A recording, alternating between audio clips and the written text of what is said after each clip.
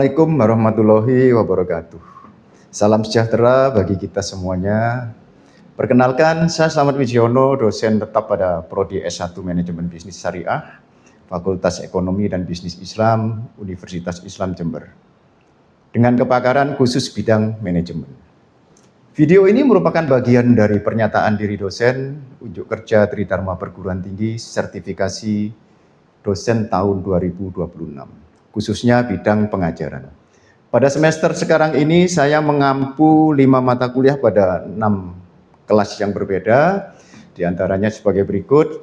Yang pertama, mata kuliah pengantar ilmu ekonomi di 2 kelas, manajemen resiko, manajemen operasional, manajemen lembaga, keuangan dan bisnis syariah, analisis risiko lembaga ekonomi syariah.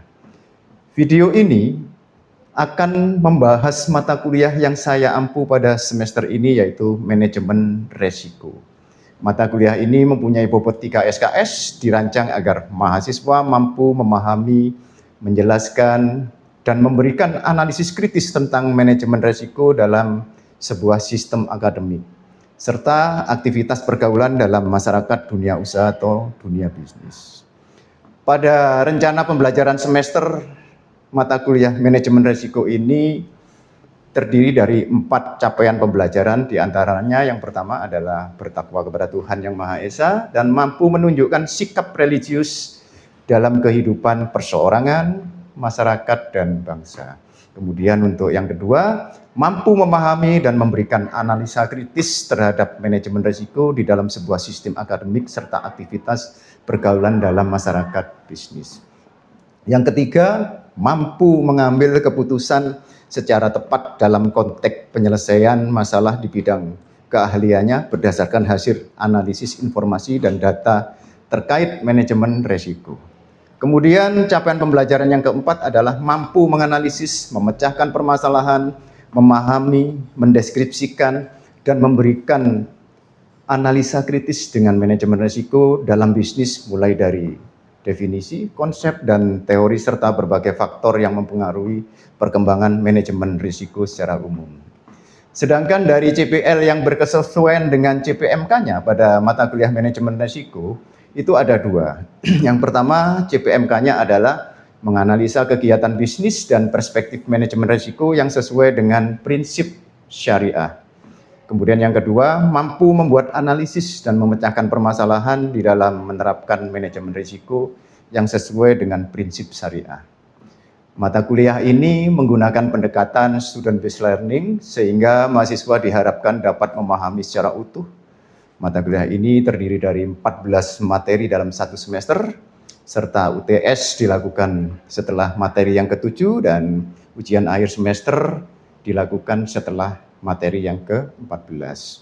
Kemudian variabel penilaian pada mata kuliah ini atau mata kuliah manajemen risiko ini terdiri dari variabel kehadiran 20%, kemudian tugas dan keaktifan di kelas 20%, ujian tengah semester 30%, dan kemudian 30%-nya lagi dari ujian akhir semester. Selanjutnya, Anda akan menyaksikan proses pembelajaran saya di kelas dengan materi perkembangan ruang lingkup manajemen resiko. Assalamualaikum warahmatullahi wabarakatuh. Waalaikumsalam warahmatullahi wabarakatuh. Alhamdulillahirabbil alamin, wassalatu wassalamu ala asrofil anbiya'i wal mursalin wa ala alihi washabihi ajma'in, nama ba'du. Salawat serta salam senantiasa kita limpahkan kepada junjungan kita Nabi besar Muhammad sallallahu alaihi wasallam. Bagaimana kabar hari ini? Alhamdulillah. Kita hari ini akan memulai tatap muka dengan materi ke-12, yaitu tentang perkembangan ruang lingkup manajemen resiko. Dan ini berkaitan dengan pertemuan sebelumnya yang sudah membahas tentang derivat pada pendapatan, dan berkaitan dengan ini masih tetap pada jalur risiko, ya. Tentunya rekan-rekan mahasiswa semuanya sudah paham bagaimana resiko itu terjadi, apa yang dimaksud resiko itu juga paham semuanya, dan sekarang kita memulai pada materi-materi yang mendekati dan bersifat aplikatif, yaitu perkembangan ruang lingkup manajemen resiko. Oke, kita mulai kuliah kita di mata kuliah manajemen resiko pada pagi hari ini, dan kita akan membahas tentang perkembangan ruang lingkup manajemen resiko. Untuk yang pertama ya, jelas ya di sini ya, sudah bisa ini jelas. Setiap keputusan bisnis yang diambil itu selalu pasti mengandung resiko. Ya, kenapa demikian? Coba ada yang tahu kira-kira? Apa yang kira-kira di dalam berbisnis itu yang dihadapi pada masa yang akan datang? Adalah kondisi serba tidak pasti. Makanya kita harus menyiapkan bagaimana kita bisa meminimalisir resiko itu sendiri. Ya. Jadi rumusnya sudah rekan-rekan semua paham ya, bahwa apabila resiko dimanage dan diminimalisir, maka yang terjadi rumusnya adalah bagaimana kondisi profitabilitas akan naik. Ya, jadi pada saat resiko diminimalkan, maka yang terjadi profitabilitas atau profit margin sebuah perusahaan pasti akan meningkat, begitu, atau lebih tinggi, atau sesuai dengan harapan yang sudah direncanakan oleh perusahaan, ya, ada di dalam sebuah perencanaan dan planningnya. Oke, mari kita masuk pada resiko bisnis, karena kita jurusannya adalah manajemen bisnis syariah, dan kemudian mata kuliah ini adalah aplikatif di dalam sebuah proses manajemen, ya, tentunya ya. Di dalam bisnis itu resiko dibagi menjadi dua yang biasanya terjadi, ya. Yang pertama adalah apa itu? Ketidakpastian. Ketidakpastian ini biasa terjadi pada volume penjualan. Karena apa? Di masa yang akan datang kondisi itu tidak selalu sama. Dalam kondisi tidak pasti, begitu ya. Terus kemudian yang kedua, menyangkut masalah ketidakpastian biaya bahan baku. Mungkin kondisi yang ada membuat bahan baku yang akan dikirimkan oleh supplier kepada perusahaan itu menjadi berbeda. Waktunya berbeda karena ada resiko, mungkin harganya naik, mungkin ada kendala dan hambatan supply chain atau rantai supply, ya, itu bisa terjadi. Dan seperti ini, sebuah manajemen perusahaan harus bisa meminimalisirnya, mengidentifikasi, terus kemudian apa lagi? Menganalisis, terus memitigasi, sehingga sebuah resiko betul-betul bisa diatasi. Begitu ya? Coba kita selanjutnya di slide yang kedua, ya. Ada apa di slide yang kedua? Mari kita berbicara tentang apa yang biasanya terjadi dalam resiko. Di sini ada Enterprise Risk Management, ya. ERM biasanya yang dipakai metode itu, dan yang kedua adalah ada resiko strategis, ya. Di dalam enterprise management ini program manajemen resiko yang komprehensif. Karena sekarang itu di era industri 4.0 yang di situ keunggulannya adalah adanya digitalisasi teknologi yang begitu masif. Terus kemudian adanya internet, terus kemudian dibantu oleh adanya kecerdasan buatan, sehingga memungkinkan sebuah program sistem untuk mengidentifikasi resiko yang dihadapi oleh perusahaan itu biasanya dimitigasi dengan bantuan teknologi informasi, ya. Karena yang dihadapi oleh perusahaan itu biasanya meliputi risiko murni, risiko spekulatif, risiko strategik, risiko operasional, dan risiko finansial. Ini biasanya yang terjadi di dalam sebuah manajemen perusahaan, ya. Terus kemudian lalu apa bedanya dengan risiko strategik, ya? Di sini ketidakpastian yang terkandung di dalam kegiatan pencapaian sasaran dan tujuan perusahaan serta menyangkut kekuatan, kelemahan, peluang, dan ancaman yang dihadapi oleh perusahaan. Coba kira-kira kalau misalkan teman-teman tahu nggak kira-kira jika kita membahas masalah risiko strategik, terus kemudian yang dimitigasi adalah sebuah kelemahan, kekuatan, peluang, dan ancaman. Kira-kira analisanya pakai metode apa kira-kira kalau kualitatif? Ya, SWOT analisis, ya. Berarti kalau kita berhadapan dengan strategi risiko itu kita pakai metode SWOT analisis, dan pendekatan itu dari perspektif kualitatif tentunya, ya. Begitu kira-kira. Kita lanjut ke slide yang ketiga. Ya, selanjutnya ya.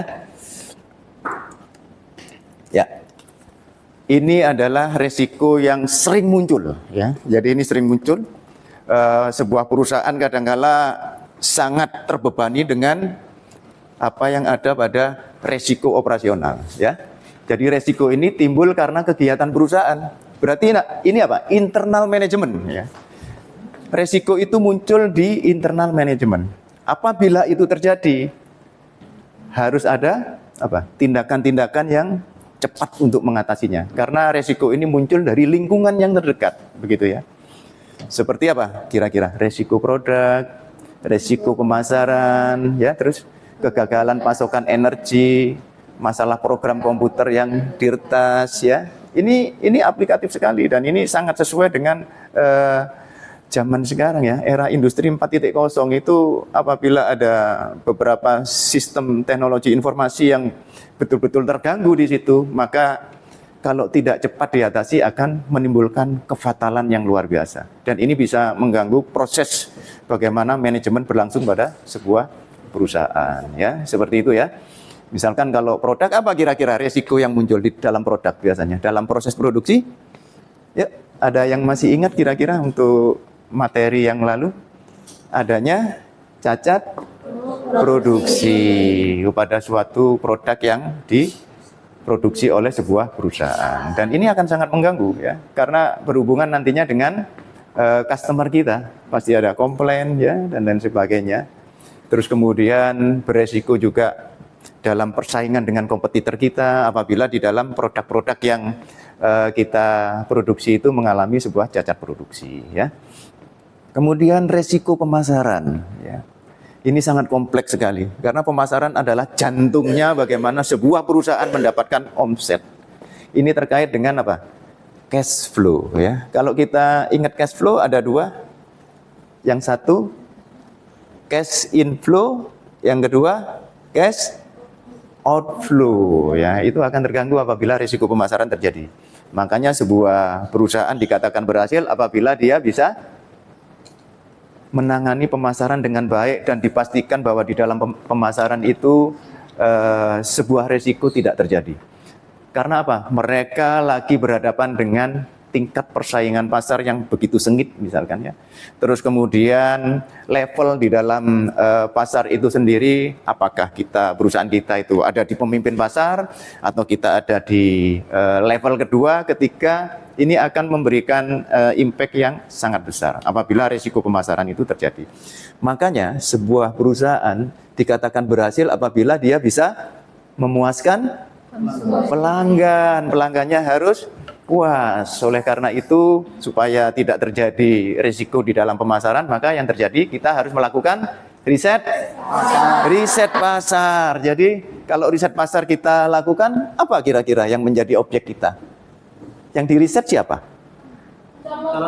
Calon customer atau customer kita ya, sehingga kita bisa mengikuti apa yang dimau oleh customer kita, begitu ya.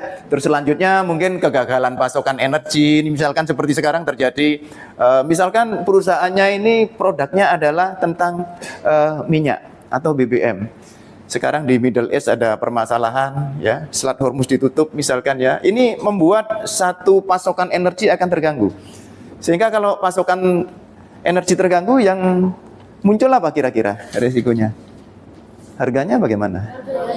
Harganya naik ya. Masyarakat Indonesia rela antri berjam-jam ya, berpanas-panasan ya, sehingga waktunya terbuang hanya untuk antri BBM. Ini sangat mempengaruhi ya.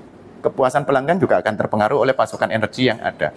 Kemudian yang terakhir dan sering terjadi juga, dan ini sangat penting ya, karena ada di lingkungan beberapa karyawan yang ada di perusahaan yang lagi melakukan sebuah pekerjaan, adanya masalah di program komputer ya.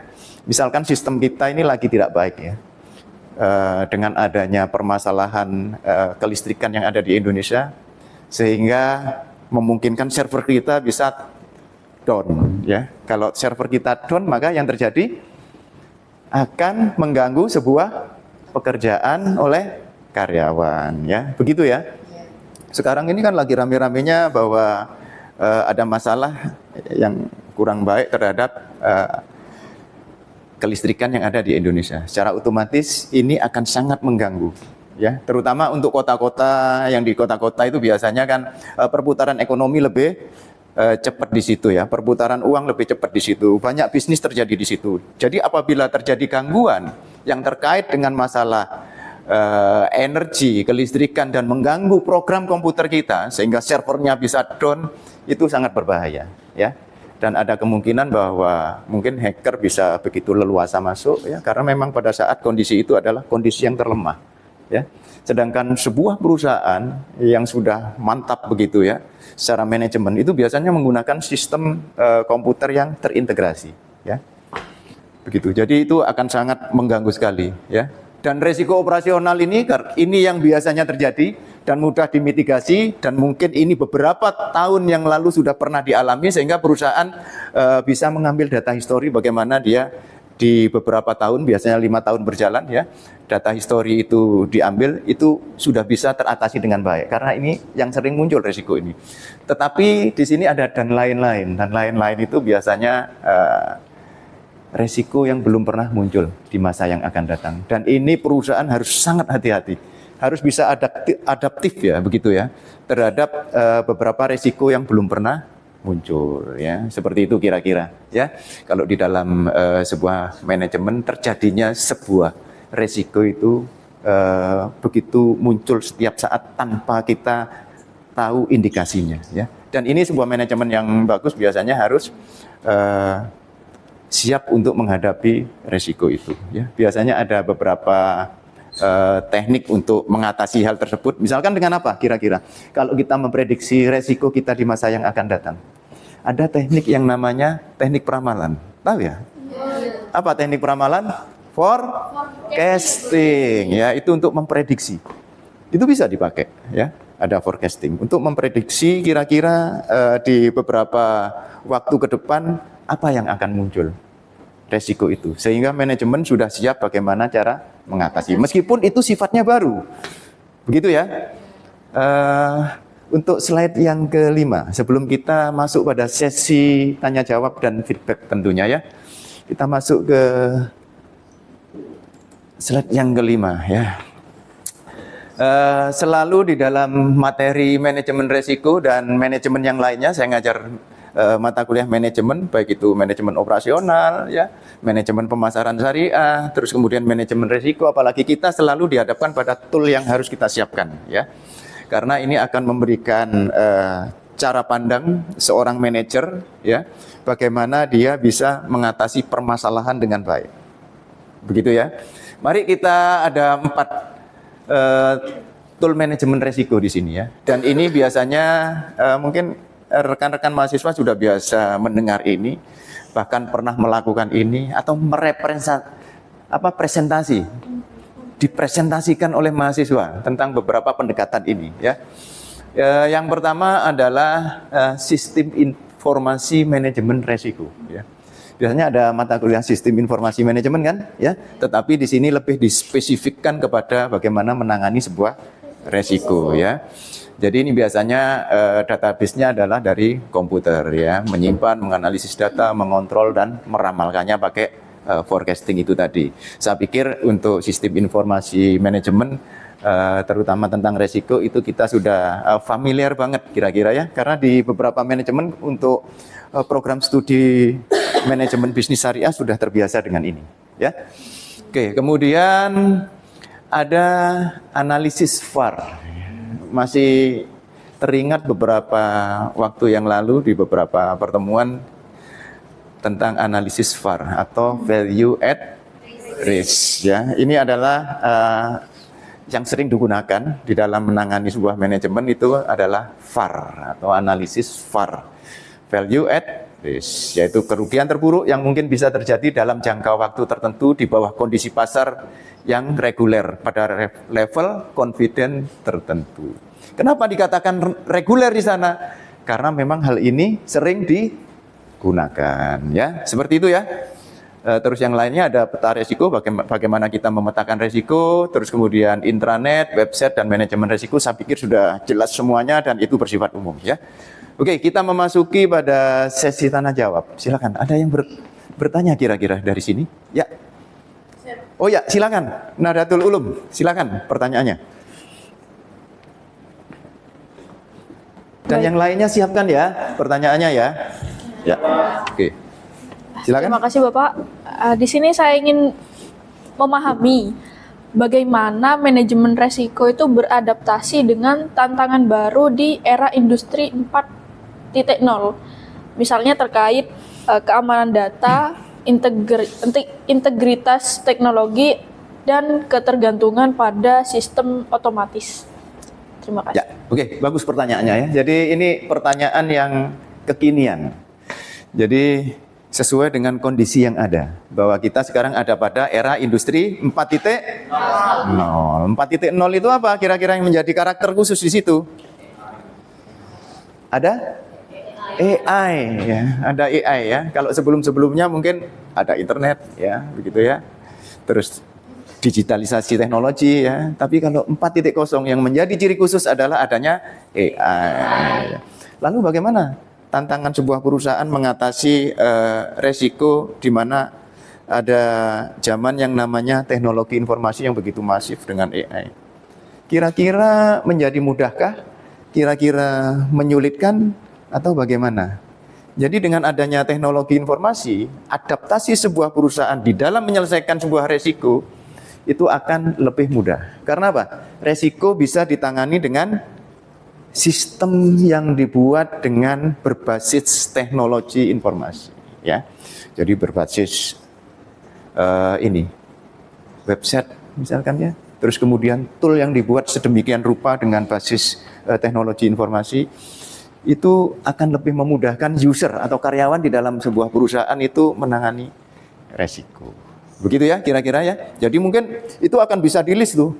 Kira-kira apa yang muncul itu bisa di-list semua. Oh kalau yang muncul ini ada toolnya ini ya, kemudian di sistem yang seperti ini itu akan lebih memudahkan ya. Jadi adaptasi itu harus familiar dengan zaman yang ada. Begitu ya. Bagus pertanyaannya. Ada lagi kira-kira yang mau bertanya pertanyaan kedua? Ya silakan Alvan. Ya. Kemudian saya tanyakan terkait dengan tools manajemen dari keempat tools manajemen risiko yang saya terangkan tadi. Menurut Bapak, bagian mana yang paling penting untuk dilakukan oleh sebuah perusahaan? Ya, bagus pertanyaannya ya. Jadi pertanyaan ini sesuai dengan slide yang ada yang kita hadapi saat ini ya. Kira-kira dari empat tool ini, mana yang sangat penting? Ya. Apakah sistem informasi manajemen risiko? Apakah analisis VAR? Atau peta risiko? Atau mungkin intranet dan website manajemen risiko? Ya. Lalu bagaimana kira-kira kalau pertanyaannya demikian? Ya. Yang lebih menjadi strategis dari pertanyaan itu adalah tergantung di mana bidang usaha dari perusahaan. Ya. Kemudian pendekatan mana yang bisa sesuai dengan budaya dan kemampuan perusahaan dalam menyiapkan anggaran. Karena beberapa tool ini, 4 ini mempunyai ciri dan karakter yang berbeda-beda. Jadi produknya apa dulu, perusahaan bergerak di bidang usaha apa, terus kemudian bagaimana dia menjalankan sebuah manajemen. Ciri ini adalah yang akan menentukan mana yang lebih adaptif dan cocok dipakai oleh perusahaan dalam menyelesaikan masalah resiko ya. Begitu ya. Jadi nanti kalian kalau jadi manajer ya harus familiar dan adaptif dengan kondisi yang ada. Terus karakter perusahaan kita, budaya perusahaan kita, manajemen kita mau pakai sistem yang seperti apa, nanti bisa dicocokkan dengan tool yang ada, tool manajemen risiko. Sehingga apa? Kesiapan kita dalam menghadapi tantangan global, tantangan zaman, dan masa ketidakpastian ke depan itu betul-betul bisa kita jalankan dengan baik dan strategis. Sehingga apa? Kalau itu terjadi, tujuan perusahaan apa kira-kira? Mencapai keuntungan yang tinggi atau sebesar-besarnya atau seoptimal mungkin ya. Seperti itu ya. Dengan sumber daya yang tentu saja efektif dan efisien ya. Begitu ya jawabannya ya. Kira-kira satu pertanyaan lagi untuk menutup. Ya, silakan. Rindi ya. Silakan Rindi, pertanyaannya. Yang ingin saya tanyakan tuh yang kelima tentang tools manajemen resiko. Tadi juga sudah dijelaskan bahwa ada 4 pendekatan. Ya. Yang ingin saya tanyakan itu, apakah tools manajemen ini dapat digunakan pada semua jenis perusahaan dalam berbagai bidang usaha, Bapak? Oke, bagus pertanyaannya ya. Kita sekarang menghadapi berbagai macam perusahaan. Ada perusahaan yang mungkin grade-nya kecil, ada yang middle atau menengah, ada perusahaan yang sudah mungkin multinasional. Sehingga okupasi bisnisnya besar, perusahaannya mantap begitu ya, anggarannya bagus ya, dananya besar, terus kemudian segala fasilitas serba ada. Lalu bagaimana tool management ini bisa digunakan dan digunakannya di mana kira-kira? Apakah bisa di semua level perusahaan? Mungkin level UMKM atau mungkin industri rumahan atau perusahaan nasional atau mungkin multinasional sekaligus ya. Jadi ini bisa digunakan di semua level bisnis dan level perusahaan, tergantung okupasi bisnisnya itu berada di mana ya. Tentu saja kalau misalkan value at risk misalkan ya, ini akan biasanya digunakan pada perusahaan-perusahaan yang levelnya sudah tinggi begitu ya. Terus kemudian sistem informasi manajemen ya, ini membutuhkan anggaran yang betul-betul kuat sebuah perusahaan untuk membuat sistem ini sehingga dia mungkin lebih ke menengah ya. Mungkin kalau kelas UMKM bagaimana Pak levelnya? Itu bisa mungkin lebih cocok kepada yang di peta risiko ya. Jadi peta risiko ini paling mudah saya pikir dengan yang intranet dan website manajemen risiko ini adalah yang paling familiar bisa digunakan oleh perusahaan-perusahaan dengan level industri UMKM misalkan ya. Karena apa? Mereka punya sumber daya finansial yang tidak cukup tinggi misalkan ya, tidak besar ya. Kemudian mungkin bisnisnya baru merangkak naik ya. Itu bisa menggunakan yang peta risiko dan internet. Karena ini peta risiko ini dia mengklaster risiko itu dengan menggunakan biasanya insting bisnis yang ada. Ya, tidak menggunakan sistem. Itu lebih tepatnya seperti itu. Jadi tergantung dari usahanya apa dulu ya, terus kemudian bisa memilih. Mungkin ada ke depan sesuai dengan perkembangan zaman ada tool manajemen risiko yang lebih bagus, yang lebih mantap, bisa disesuaikan dengan semua usaha. Begitu ya? Bagus pertanyaannya. Ada lagi satu, masih ada. Ya, silakan. Sri Endang, pertanyaan terakhir dan sekaligus nanti akan menutup kuliah kita atau tatap muka pada hari ini ya. Silakan beri pertanyaan yang ya lebih baik daripada yang lain kira-kira. Silakan. Sri Endang. Izin bertanya nggak Bapak, ini kan materinya terkait manajemen risiko yang mana sudah dijelaskan oleh Bapak. Di sini ada beberapa risiko-risiko yang ada pada perusahaan. Yang ingin saya tanyakan, bagaimana selama ini manajemen risiko itu dapat meminimalisir terjadinya risiko pada perusahaan? Ya, mungkin itu bagus saja. pertanyaannya, aplikatif ya pertanyaannya ya. Bagaimana sih manajemen resiko itu kemungkinannya bisa meminimalisir resiko yang terjadi pada sebuah perusahaan? Ya, apabila kita berusaha mungkin sebagai owner atau punya perusahaan, ya, itu kita sudah terbiasa dengan resiko yang datang silih berganti. Tidak ada kesuksesan itu berasal dari duduk-duduk, santai, goyang kaki, dan kemudian profitnya tinggi. Ya. Tentu saja mereka akan mengalami sebuah perjuangan di mana jatuh bangunnya usaha. Karena di situ kadang-kala kita iklim manajemen, iklim pasar, iklim dunia usaha pada saat itu betul-betul persaingannya sangat ketat. Ya. Sehingga seorang pengusaha harus betul-betul bisa menguasai manajemen resiko dengan baik.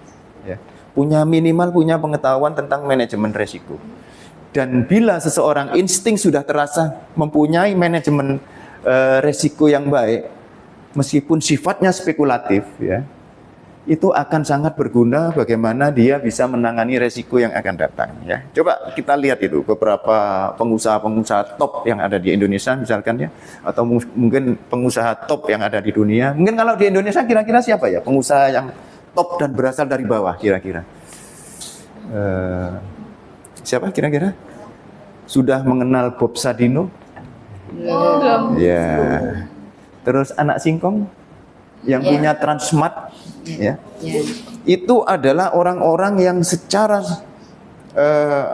resiko dididik dari bawah banget, jatuh bangun. Tetapi pada saat dia jatuh, dia tidak mengeluh, tetapi yang dipikirkan adalah bagaimana caranya cepat bangkit, ya, seperti itu ya.